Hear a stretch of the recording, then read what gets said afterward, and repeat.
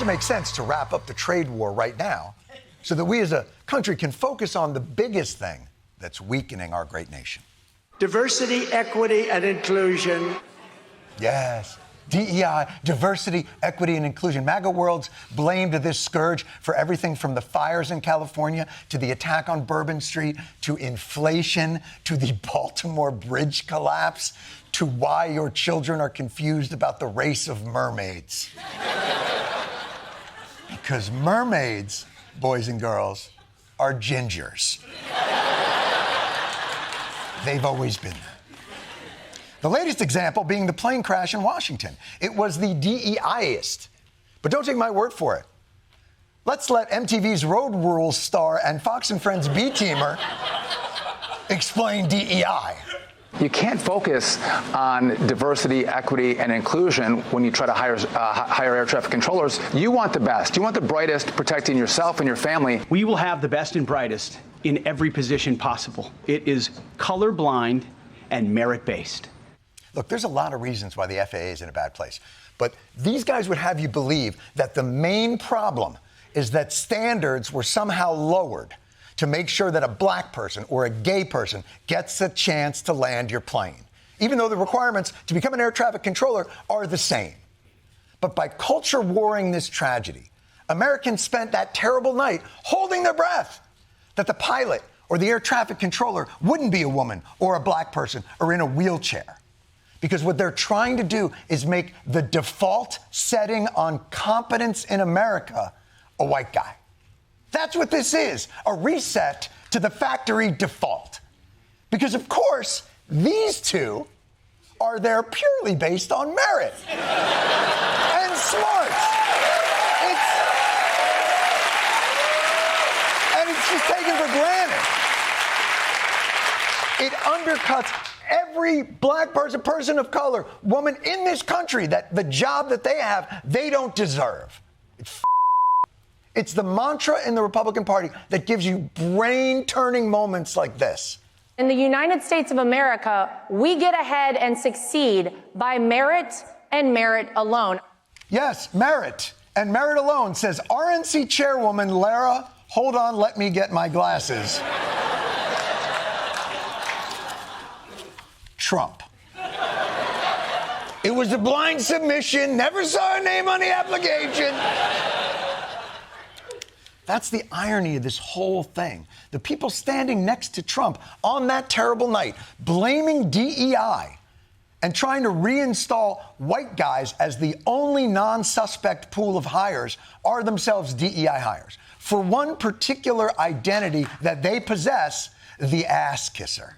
The president's leadership has been remarkable during this crisis. Mr. President, you make our jobs a lot easier. I want to echo what the Transportation Secretary said about your leadership. Thank you for your leadership and courage on that, sir. I think you make a really important point on that, Mr. President. The president is right. And again, I want to thank you for your leadership, Mr. President.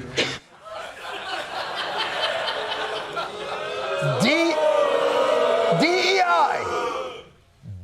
Sucking ego inflation.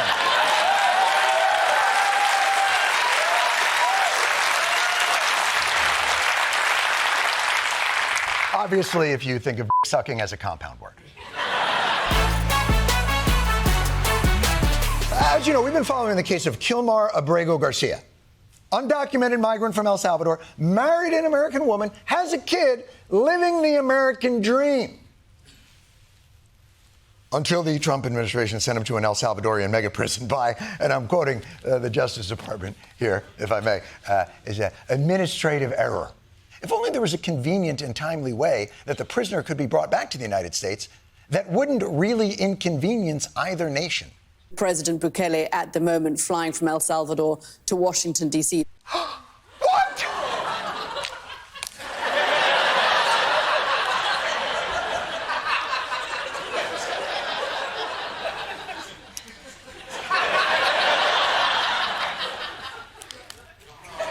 Saints be praised! Bukele can just give Garcia a ride.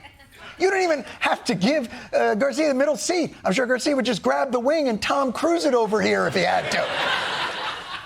But sadly, Bukele arrived at the White House with just the Miami club promoter clothes on his back and a pocket full of excuses.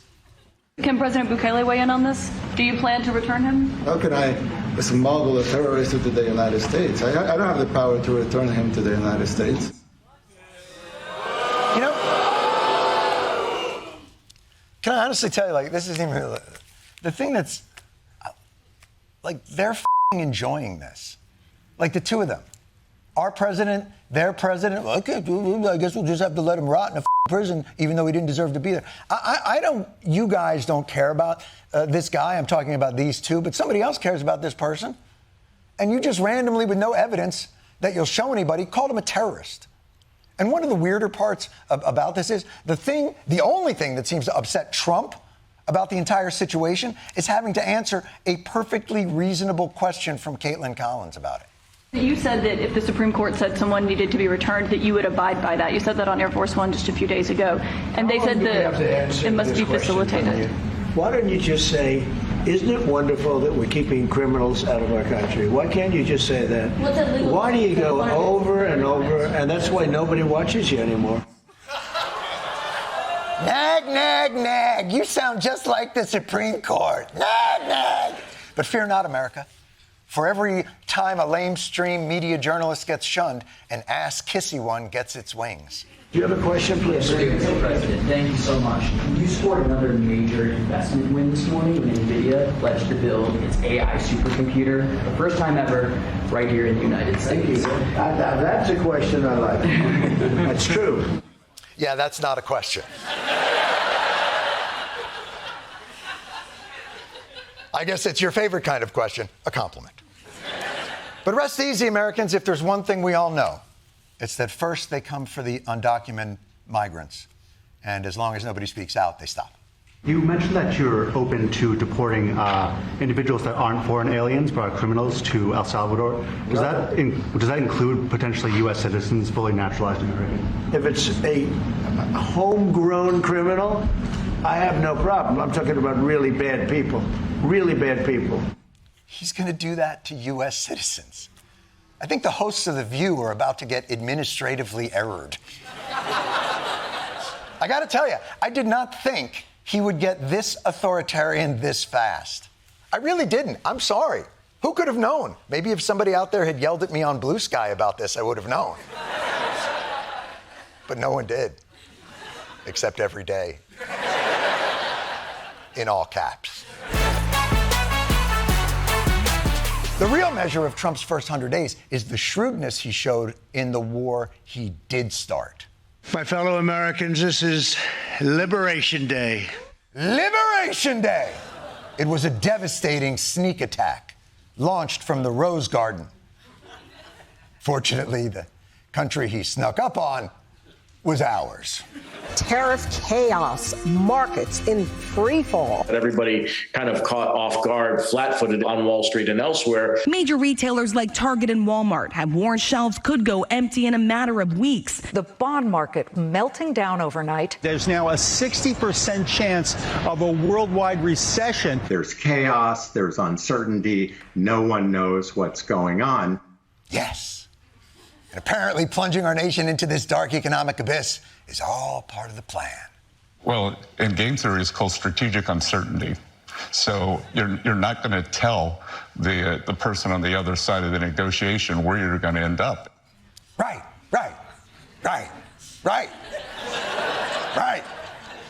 But I'm pretty sure in game theory, you are supposed to tell the person on your side, where they're going to end up, so they don't freak the out. Or maybe it's all bullshit. And Trump launched a trade war without any of the pre-planning and preparation that needed to be done.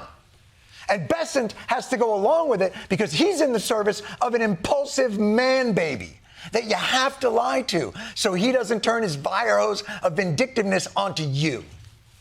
How did you not know that other countries weren't going to fight back? Did you miss that page in The Art of War? Spoiler alert, it's on page 1. China's retaliation now includes suspending exports of rare earth minerals and magnets to the United States. Those materials are essential to a number of American industries, including car makers, aerospace manufacturers, and semiconductor producers. China controls the refinement, the production of about 90% of the world's rare earth metals. Elon Musk said that we're having problems with a magnet issue. The materials for the magnets for the robots come from China. Oh my God, the robots have no magnets! How will they hang up children's drawings on refrigerators? They're magnetless. And we could have stockpiled magnets and rare earth materials, like Japan did in a spat with China. But why bother preparing for a war that you yourself are launching? And really, how important are magnets anyway? Now, all I know about magnets is this. Give me a glass of water. Let me drop it on the magnets. That's the end of the magnets.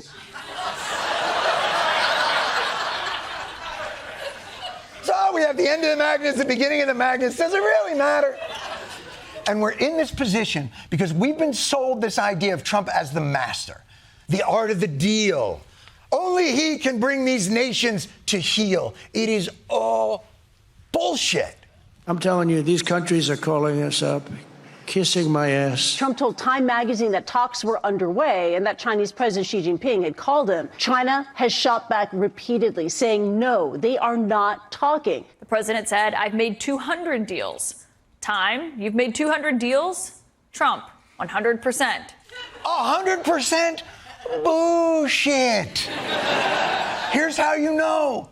200 deals? There's only like 180 countries. Unless he's making a deal. It's true. You can't. Unless he's making a deal with Trinidad and Tobago separately. All right, Turks, you're settled. Caicos, not so fast. Back in the line, Caicos. Trump is not only not the best negotiator, he is maybe the worst negotiator. And it makes sense when you listen to him talking about how he thinks of our economic negotiations. The president said this, I own the store and I set the prices. And I'll say, if you want to shop here, this is what you have to pay. If you think of us as a big, beautiful department store before that business was destroyed by the internet. Right! Why in God's name would you use a brick and mortar department store for your metaphor on our economic revitalization? I think of America as a Tower Records. I, the president, put the CDs on the rack and I priced them. If you want to listen to Bloodhound Gang, where else are you going to go? There's nowhere else to go. Or maybe that's just how capitalism works. The American president sets the prices and decides who's allowed to come into the store. And then other nations come back in 6 months and the whole country is a spirit Halloween. What is he doing? But his negotiating skills aren't the real danger to this country. What's going to us up is his obsession with the concept of the leverage that he has. We have all the leverage if you know what you're doing. We do have leverage because we're the pot of gold. Using my leverage, and it's a tremendous leverage, and I used it before very well. You don't have the leverage! That's the key misunderstanding here. Trump is so arrogant. He thinks the leverage is his. It's ours. We, the people. And it took us 200. It's not your leverage. Why would you even think it is? It took the people 250 years of striving to live up to a constitutional republic and rule of law.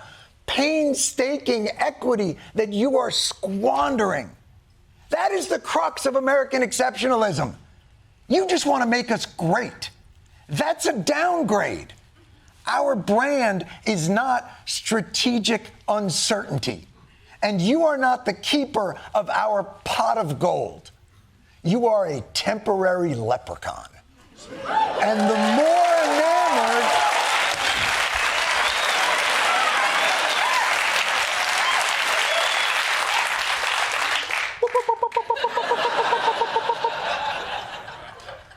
The more enamored, President Trump, you are with your authoritarian whims, the more that you turn our shining city on a hill into just another ordinary, despot-led, sea-level shithole. So if I could just put this in negotiating terms you can understand, all caps, Donald.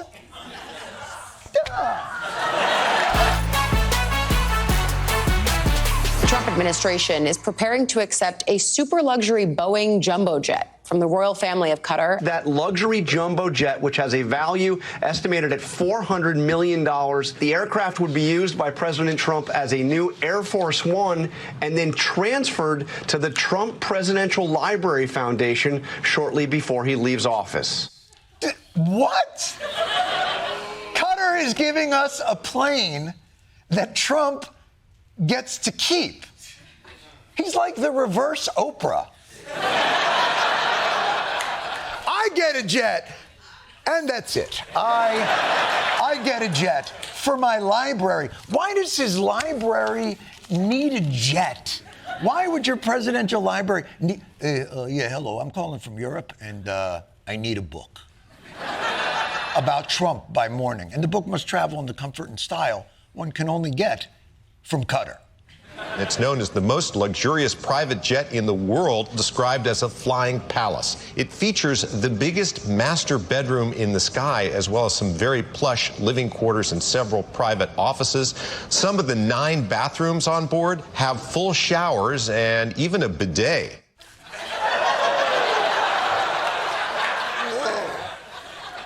Oh, I didn't even know water could go there. Okay. Holy crap. That is not a plane. That is a flying palace. I'm not going to tell Trump how to run his business, but I would steam the shit out of those carpets. But hey, it's a jet from Qatar.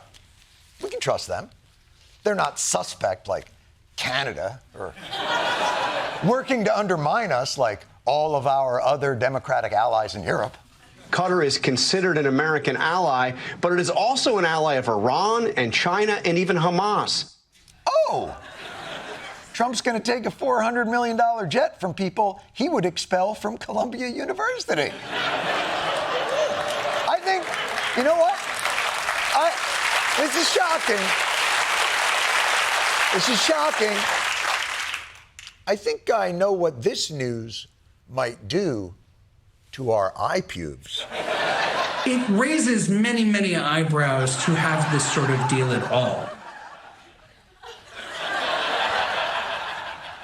Actually, that's how the plane flies. It overcomes Earth's gravity through the power of the raised eyebrows. Look, obviously, the president would understand that a gift of this magnitude from a government with questionable ties to terror organizations, combined with Article 1, Section 9, constitutional prohibition against the president accepting a foreign flying palace, he would understand that that's a legitimate... I'm just kidding. He was appalled that you'd even ask. They're giving us a free jet. I could say, no, don't give us... I want to pay you $1 billion or $400 million or whatever it is. Or I could say, thank you very much.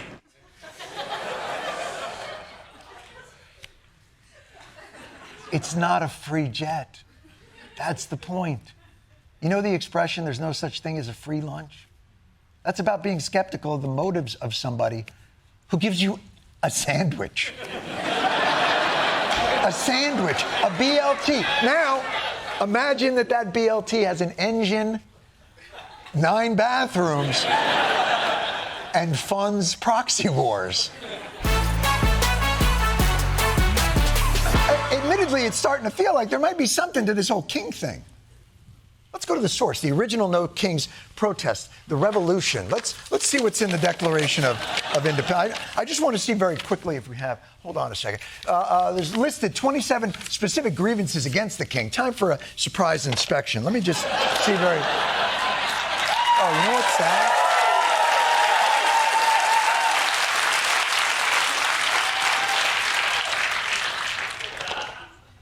There's no difference in color?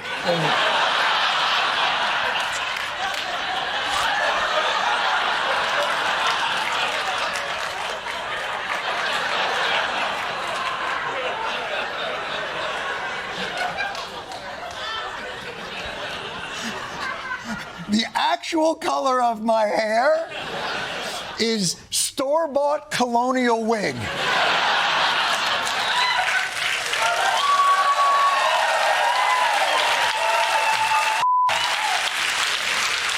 All right, let's see what the Declaration says. Give me a beat.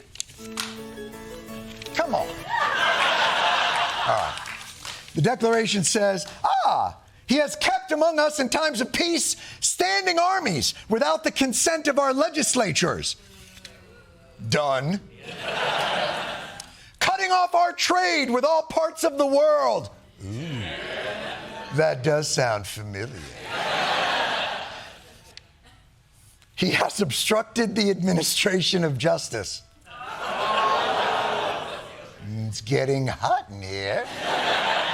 And here's one more. He has excited domestic insurrections amongst us. I mean, come on. I'm calling it. Look, maybe Trump isn't an all-powerful king, the kind who can do whatever he wants, but he's undeniably king-adjacent, king-esque, moving for more. He's the imitation crab of kings right now. The I can't believe it's not king.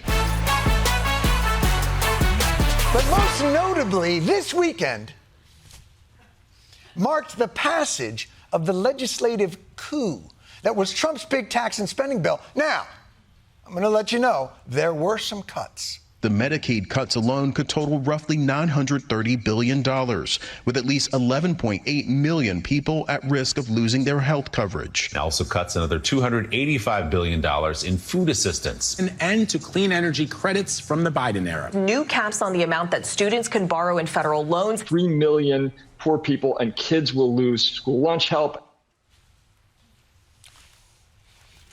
I think that last one is supposed to read, 3 million poor people and kids will lose school lunch.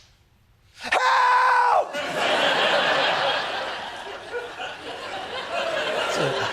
Just an intonation. It's a lot of painful cuts on a lot of vulnerable populations. But to be fair, at least America will finally make a dent on the deficit. This mega bill will increase the deficit by $3.4 trillion. What the f***? Holy shit! What? You somehow managed to severely cut the safety net and expand the deficit. That's impressive. That's one of those, hey man, how did you gain all that weight? Ozempic. That's something that's hard to do.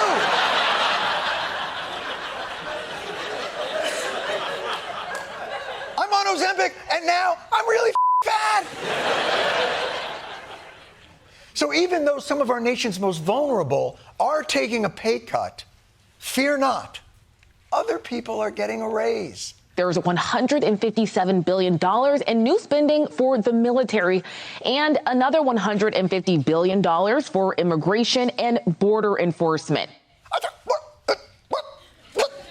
$150 billion for immigration and border enforcement? Are you telling me all this crazy shit that has been happening is broke ICE? Is that what you're saying? What is ICE going to do when they have real money? Oh, that's nice. They're going to do the Kanye diamond masks. Classy.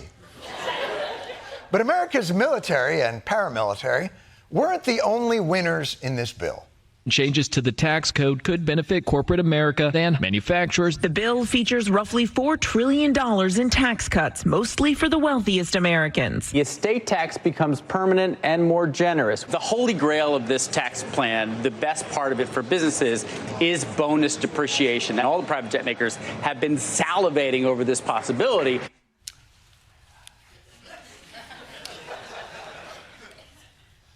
I'm not sure that liquid is saliva.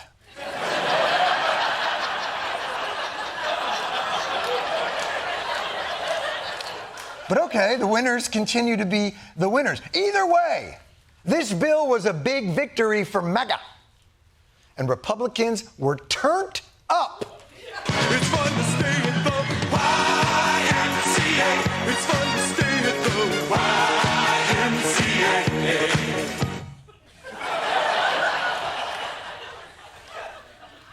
I'm sorry. That was the party they had for the Epstein list not being released.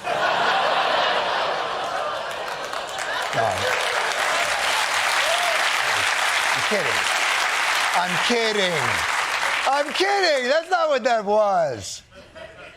There was no list.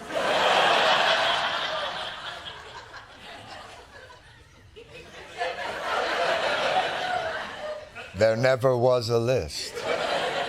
The DOJ may be releasing the list of Jeffrey Epstein's clients? Will that really happen? It's sitting on my desk right now to review. Is it really? The list is on my desk, but then I looked at the list and said, no list. Now, there's a lot of ways that we can walk through this tax and spending bill and how this bill encapsulates a ton of general Washington bullshittery. For instance, political hypocrisy. This bill was 970 pages. They jammed it through with barely any time to read it. How did Republicans feel about that when Democrats did it? This thing is moving too fast. People aren't even going to be able to read this bill. They hope that nobody's going to take the time to read the bill overnight between right now and 8 o'clock in the morning when we're supposed to vote on it. The determination of the White House and the Democratic majority to shove this down the throat of the American people. Ooh. When it happens to them, it's shoving it down their throat. It's an outrage. But when it's for Republicans, it's just, come on, America. Relax the glottis, breathe through your nose.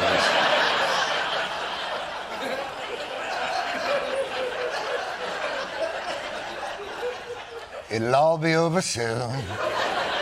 And then we'll get brunch. Is it the glottis? I don't know.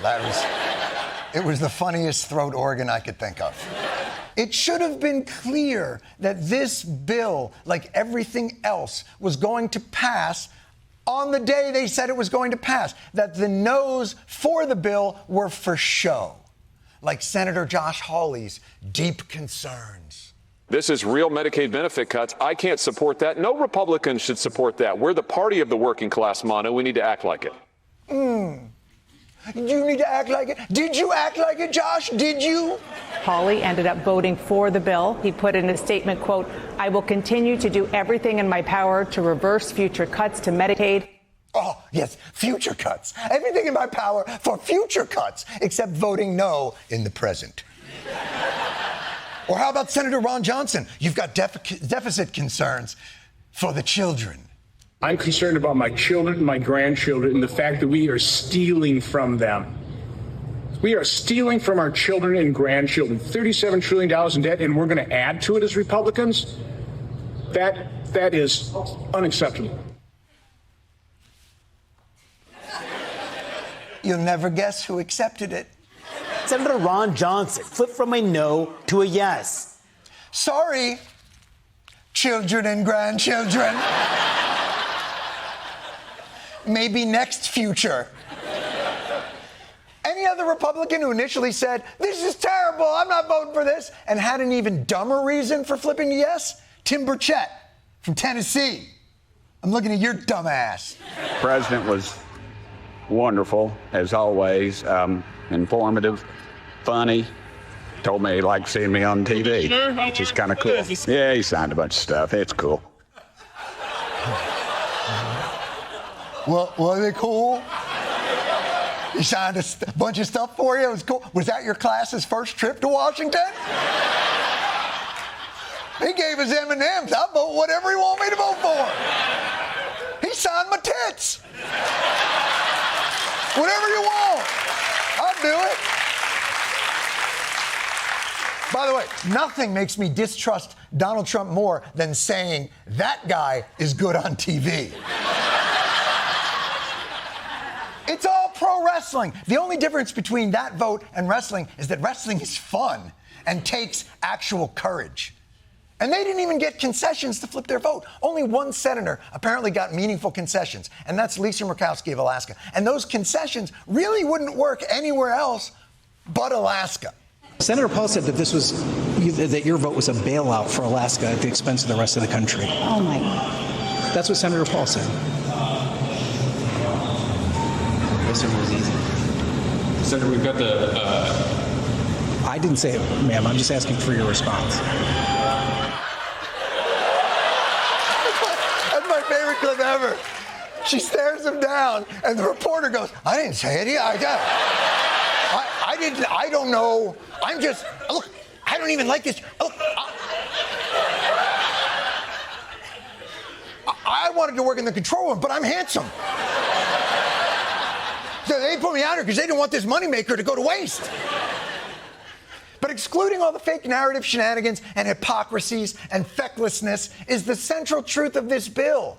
Once again, it's the bullshit gospel of austerity. The gospel they preach anytime the country's finances are in shambles and out of control. Our problem isn't excess at the top, it's the sloth at the bottom. We don't pay people in this country to be lazy. Yeah. If somebody's able-bodied and they can go get a job and they're living in their mom's basement playing video games, I'm sorry, you got to go get a job. Get off the couch, stop eating the Cheetos, stop buying the medical marijuana and watching television. First of all, nobody talks about my audience like that. Nobody.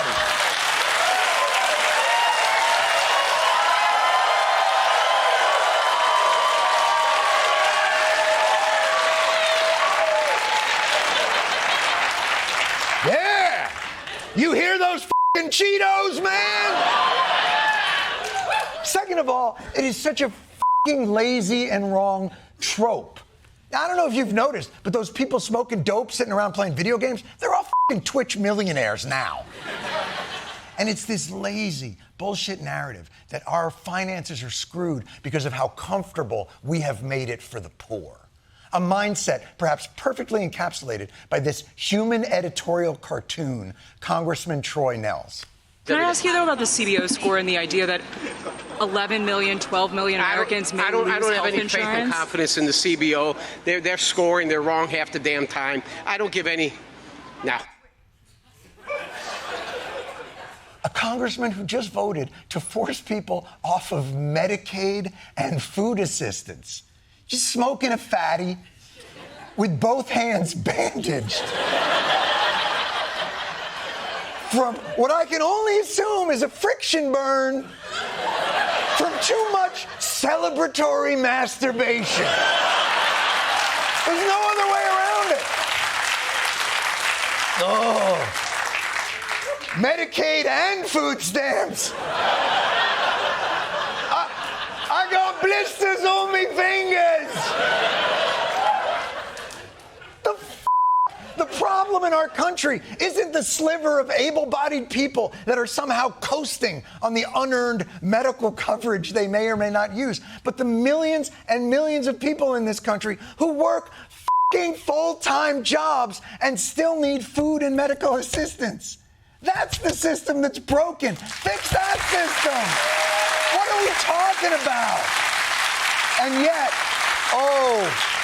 we're always gaslit into the framework of the deserving poor. And I got to tell you, the deserving poor, they have very much disappointed the deserving rich.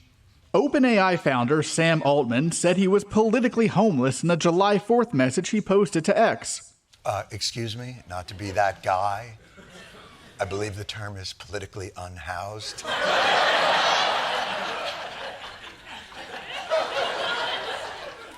But go on. How have the Democrats let you down? I'd rather hear from candidates about how they are going to make everyone have the stuff billionaires have instead of how they are going to eliminate billionaires. That's the pitch. Everyone should be. Wouldn't we all just run out of foam? Wouldn't that?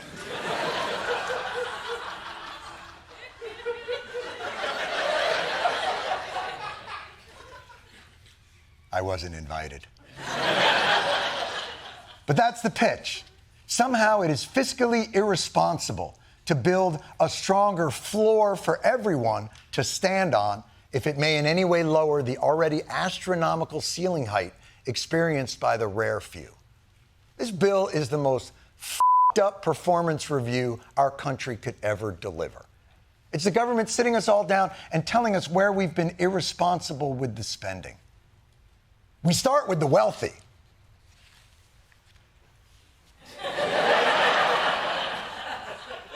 Thank you for coming in. I know it's hard when you only work one day a week, but thank you for making the time.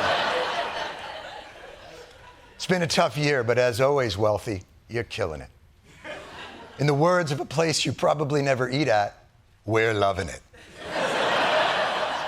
And so once again, for the, I'm going to say 80th year in a row, you're getting a raise. Now, if you excuse me, I have a busy day, another review to deliver.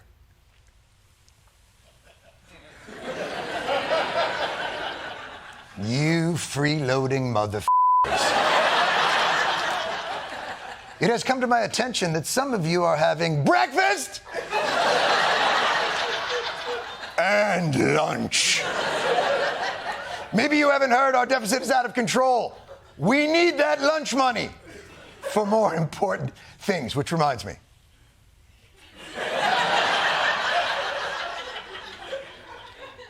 What if I gave you a tax deduction for taking a private jet to your private jet? If time permits, perhaps we could take it to that non-existent island I've heard so much about. Excuse me? Who ate the porridge that was here? Who ate the porridge? You, boy! What day is it, boy? Christmas Day? Take this doubloon, buy the biggest Christmas goose you can find, and take it to the heliport. I have a pilot. Look. Blaming migrants and the able-bodied poor is why Trump won this election. But a system where working people struggle so much is why Mamdani won his election. And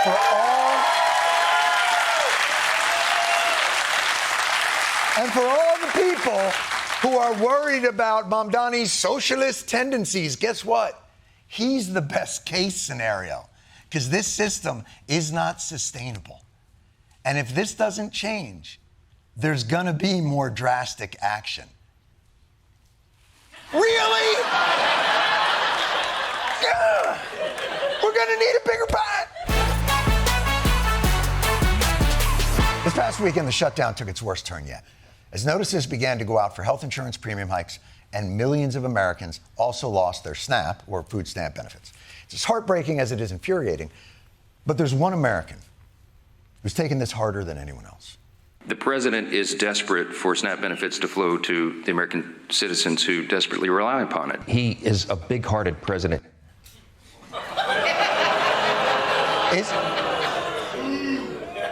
Is he? Big-hearted? Loves us? Because again, and maybe I'm misinterpreting it, but he did just recently dump diarrhea on all of us. I don't know if you remember that, yeah. He cares a lot about the American people. Obviously, he does have a diarrhea plane. Maybe that is out of love. I don't know.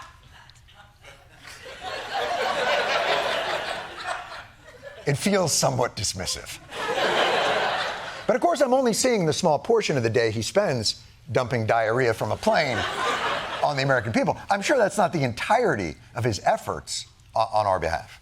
He is so resolutely focused on delivering for the American people all day, every day, 7 days a week, 20 hours a day.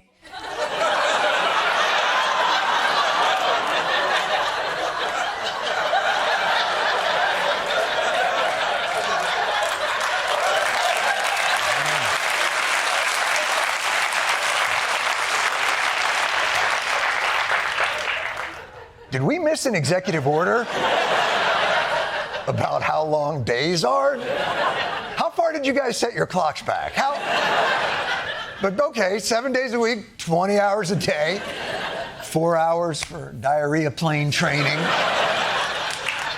But point taken, Donald Trump is a big-hearted, caring man who works 20 hours a day, 7 days a week to deliver for the American people. So I imagine if I were to randomly turn on the camera at Mar-a-Lago, where Trump was on the very night that the poorest of American people lost their food benefits, we would see images that reflect Trump's concern and dedication. Is that correct? You know what? In fact, let's turn on that camera. Yeah! Yeah! That's what he was doing this weekend. He wasn't working for the American people. That was just some Hollywood Babylon shit. That once and for all shows that Donald Trump doesn't give a f*** about even looking like he gives a f***. Doesn't give a f*** at all. Also, honestly, how uncomfortable is the seating at Mar-a-Lago? On the very night SNAP benefits ended, Trump threw a Great Gatsby-themed ode to decadence and hedonism that even Jeffrey Epstein would have thought was a little over the top. There were dancers, costumes, champagne, a wonderful celebration where the theme was apparently gross income inequality. The slogan of the party, as people were losing their food benefits, was, I shit you not, a little party never killed nobody. Did you even read The Great Gatsby? Spoiler alert, the party killed somebody. Two buddies. How do you not know that? I knew that, and I've only read the Cliff Notes. The Great Gatsby is a cautionary tale, and it's the theme for your... What'd you just think? Oh, it's a great book about a rich guy who bangs married ladies. No! Partially, yes, but the subtext. You see, usually in a time of national suffering, there's a generally accepted principle in leadership that you at least pretend to feel the pain of the people that you represent. But this president seems to go out of his way to let struggling Americans know that he is doing very well. Your premiums may be going up, tariffs may be shutting down your small businesses, you may be losing your food assistance, but it'll all be okay because Donald Trump is building a ballroom that looks like the inside of Marie Antoinette's vagina. Yeah!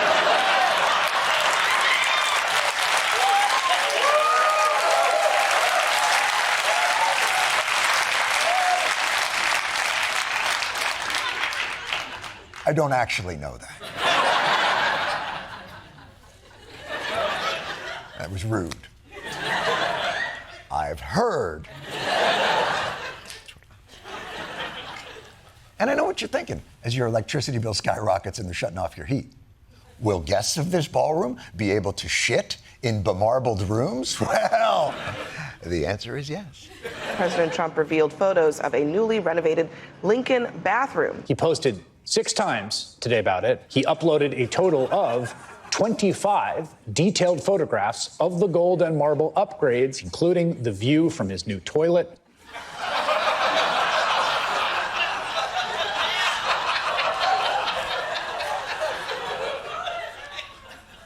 You know, I'm not an architect. Who designs a bathroom with ass-level windows? I mean, isn't that... Aren't you gonna frost the glass a little bit there? Throw some shutters up? You're gonna have tour groups walking by just like, go. Oh, no. That's not good. So with all this, it's kind of hard to argue that Trump has been laser focused on, needy Americans and funding SNAP benefits during the shutdown, especially when the notorious power-grabbing unitary executive that is Trump pleads that his bruised hands are tied. The president has lamented this. He has informed USDA and everybody. Do as best you can, but the money doesn't exist to do it. The truth is there's no legal mechanism to do it. President Trump can't just wave some magic wand and fix the mess. There's nothing we can do at this point. There's not much more we can do because the rules of the road by which we have to play.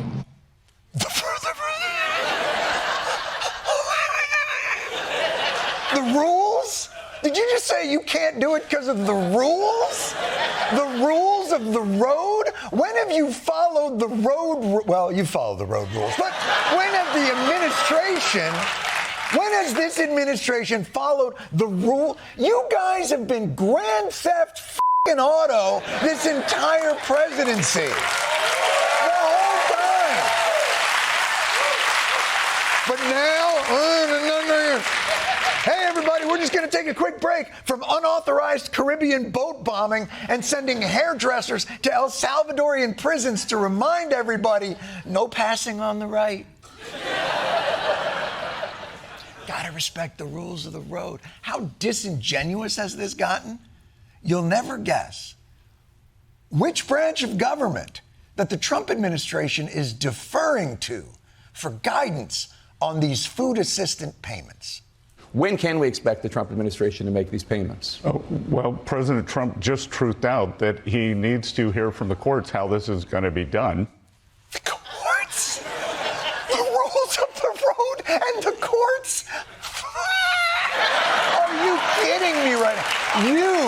You, Donald Trump, are now waiting for the activist, radical, left, lunatic, Trump-hating, biased, Harley partisan, unhinged, agitator judges to give you the okey doke? Is that what I'm hearing? President Trump just truthed out that he's very anxious to get this done, and it's got to go through the courts. Nonsense. And stop trying to make truthed out happen, okay? Like it's a real verb.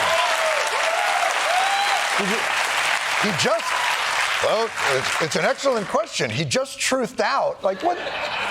Just say, the president said. Now, the president truth talked. You're a grown man. You're a grown man. Act like it. Secretary of the Treasury. Hey, yo, did you see what Trump truthed out? Like 6'7", bussin'. Whoa, hey. I'm bussin'. I was told that means something.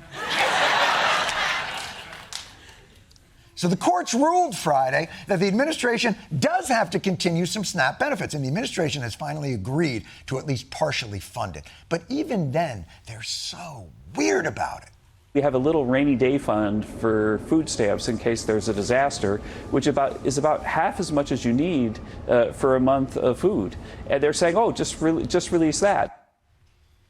Yeah, that's exactly what we are. It's a rainy day fund. This qualifies.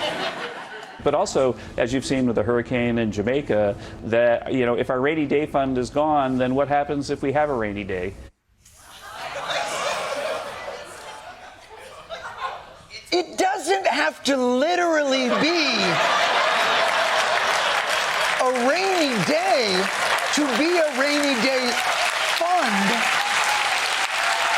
What is wrong with we have the money, and I see you're hungry, but you're not hungry and wet. So get doused and then come back and see me.